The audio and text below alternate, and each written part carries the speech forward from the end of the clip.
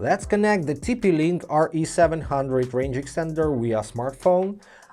First of all, plug the extender into a power outlet somewhere near your router, as close as it's possible, and make sure the power indicator glows solid blue and not blinking. It may take up to 2 minutes, so just wait patiently, and then continue on your smartphone.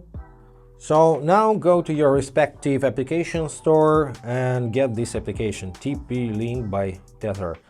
Then open this application, and if you don't have the TP-Link account, you will be asked to create one. It's super easy, so let me skip the explanation. I already have account and logged in, so I see this screen which is named My Devices.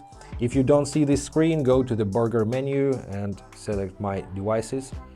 There, then you need to connect to the extenders network, because now I see my router here because I connected to the router's network. I need to switch to extenders network. Let's go to the Wi-Fi settings and find TP-Link extender here. Tap on this network, connect it.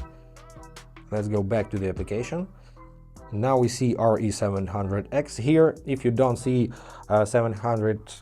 if you don't see your extender here, tap on the plus icon, tap on add a range extender. Make sure that LED is solid on, and tap on this button. Wait for the scanning. Now the application is connected to the extender and you are required to set device password. This is the password to manage the extender settings from different smartphones and web browsers on desktop computers. So let's enter a simple password. Let's see what we type. Digit. Next. Admin1. Write this password down, because if you forget it, you will have to reset the device and lose all connections, all networks, and so on. So now you need to choose which network you wish to extend, and it started with 2.4 GHz network. Enter your current Wi-Fi password here, tap on next, then select the 5 GHz network you wish to extend. Tap on next once again, check if everything is correct, because if one of the passwords is incorrect, later the connection will not be established. Tap on next.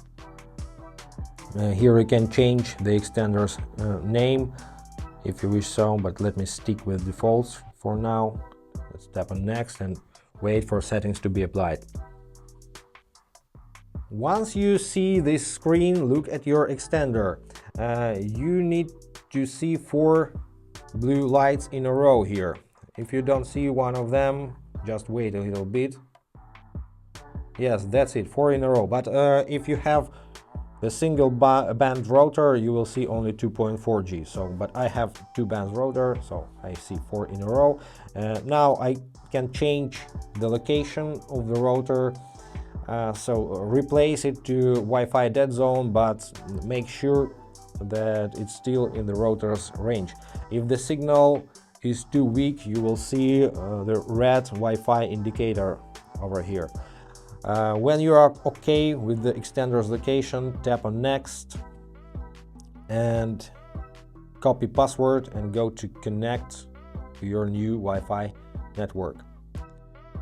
Here we see 2.4 GHz extended EXT and 5 GHz. Let's connect to 5 GHz. Connect it without password, but I think for other gadgets you will need the password. The password is the same as for your main router. Now let's go back to the application.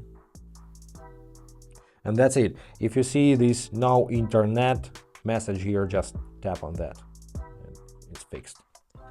Now you can use the application to manage your extender, change network names, add block lists, parental controls, and the most exciting settings to me are operation mode and one mesh. The operation mode is the ability to switch between the range extender mode and the access point mode. So in the access point mode, you can connect your extender directly to your a router or LAN socket in the wall using the Ethernet cable, and then use the device as a direct access point mode, broadcasting its own network. And one mesh is the technology of the seamless network. It means all your gadgets across your home will connect to the network at the highest possible speed without entering a password and without reconnecting between routers and extenders. It's amazing thing. If your router supports this, I recommend you to connect the extender to one mesh. That's it for today, guys. Subscribe to the channel, hit the like button, and be awesome. Bye.